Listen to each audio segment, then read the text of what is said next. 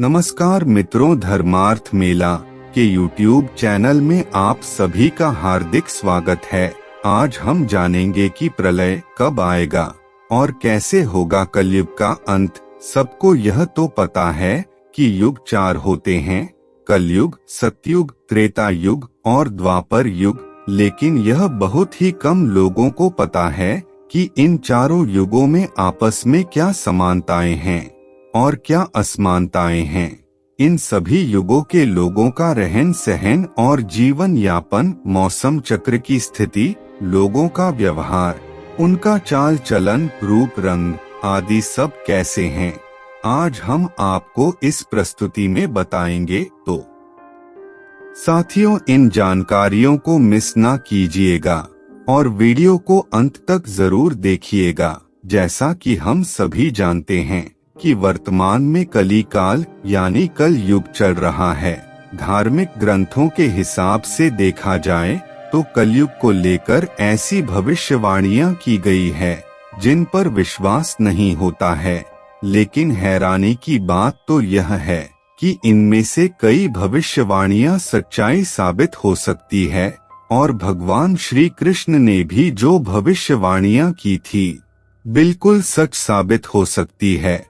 पृथ्वी का अंत कब और कैसे होगा, भगवान श्री कृष्ण ने कुछ भविष्यवाणियां की थी जिनके बारे में आज हम आपको बताएंगे।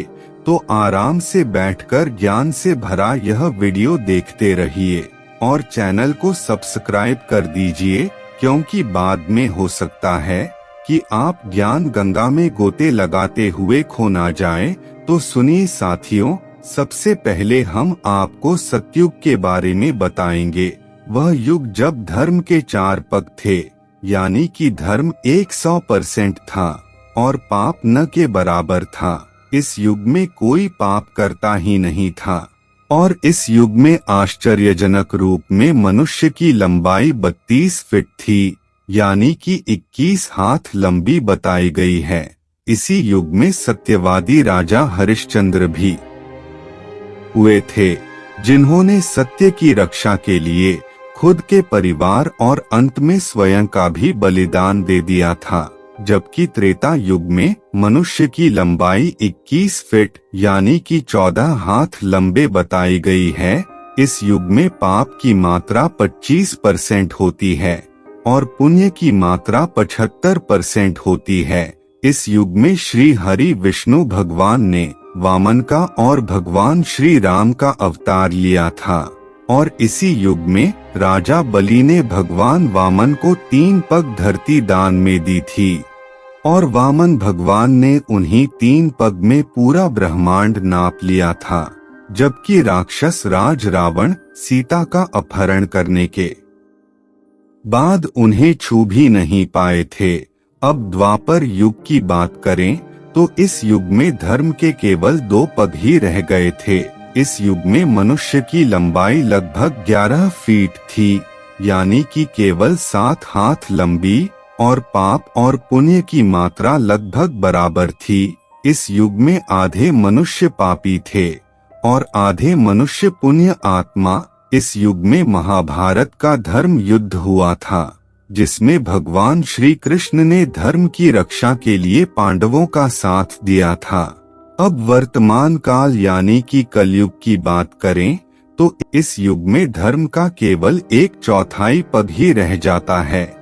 इस युग में पाप की मात्रा 75% होती है तथा पुण्य की मात्रा 25% होती है। कलयुग के बारे में भगवान श्री कृष्ण कहते हैं कि कलयुग वह युग होगा जिसमें स्त्रियों को केवल अपने केशों पर ही रूपवती होने का गर्व होगा। कलयुग में स्त्रियां गरीब पतियों को त्याग देगी और अमीरों के पास चली जाएगी। उस समय केवल धन पुरुष ही स्त्रियों का स्वामी होगा। पुरुषों के रूप, रंग एवं चरित्र का कोई महत्व नहीं रह जाएगा। कलयुग में थोड़े से धन से ही मनुष्य में अहंकार की भावना आ जाएगी। उस समय लोग आपकी धन प्रभुता और लोकप्रियता के कारण ही आपसे संबंध रखेंगे। सारा धन घर बनाने में ही समाप्त हो जाएगा। इससे दान पुण्य के काम हो नहीं सकेंगे और सारी बुद्धि केवल और केवल धन कमाने में ही लगी रहेगी।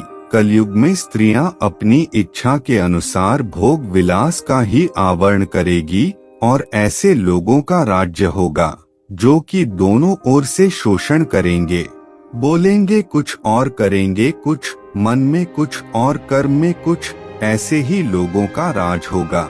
अपनी छोटी बुद्धि को ही शाश्वत समझकर मूर्ख लोग ईश्वर की और धर्म ग्रंथों की प्रामाणिकता मांगने का दुस्साहस करेंगे, उनके पाप जोर मारेंगे और वह वेदों को छोड़कर संस्कार शून्य हो जाएंगे। तब पूरी पृथ्वी पर केवल और केवल मलिक शो का ही राज होगा। सबके सब राजा आचार विचार में मलिक ही होंगे। यह सब एक ही समय में विभिन्न प्रांतों पर राज करेंगे, लूट खसोड़ कर अपनी प्रजा का खून चूस लेंगे। जब ऐसा शासन होगा तो देश की प्रजा में भी ऐसा ही स्वभाव व आचरण होंगे। आपस में वह लोग भी एक दूसरे को उत्पीड़ित करते रहेंगे और अंत में सबके सब नष्ट हो जाएंगे। महर्षि व्यास जी के अनुसार कलयुग में किसी के मन में दया भावना, समा भावना व शांति भावना की प्रवृत्ति नहीं होगी। अन्याय से धन पैदा करने में ही सबकी आसक्ति होगी। कलयुग की प्रजा बाढ़ और सूखे से हर समय व्याकुल रहेगी। सबके नेत्र हमेशा आकाश की ओर लगे रहेंगे। वर्षा न होने से मनुष्य तपस्वी लोगों की तरह केवल पत्ते खाकर ही जी पाएगा और ऐसा भी कई समय तक नहीं हो पाएगा, क्योंकि कुछ समय के पश्चात वर्षा न होने की वजह से वृक्ष भी खत्म हो जाएंगे। भूख प्यास का ऐसा तांडव मचेगा कि लोग स्वयं का आत्मदाह करने की कोशिश करेंगे।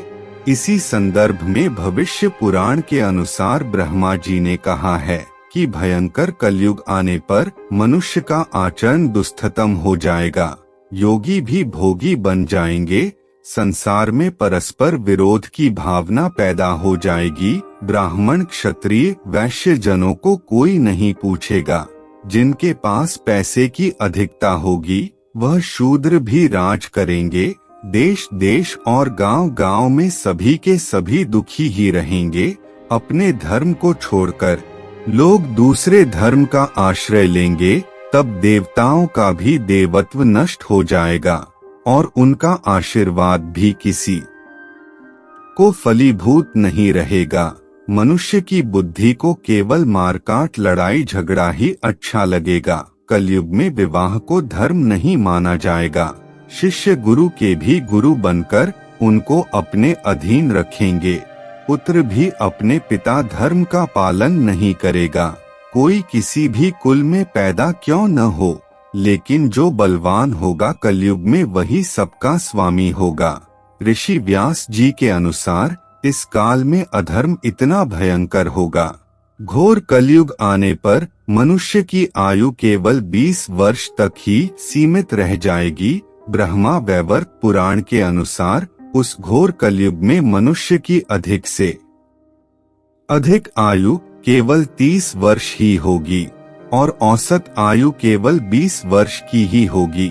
16 वर्ष की उम्र में लोग वृद्ध हो जाएंगे और 20 वर्ष में मृत्यु हो जाएगी। कलयुग के अंत में संसार की ऐसी दशा होगी कि अन्न तो कहीं पर भी नहीं होगा। पूरी धरती बंजर हो जाएगी।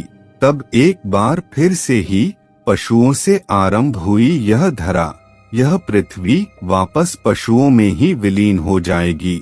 फिर होगा नए युग का आरंभ। तब तक के लिए जय जय श्री राम।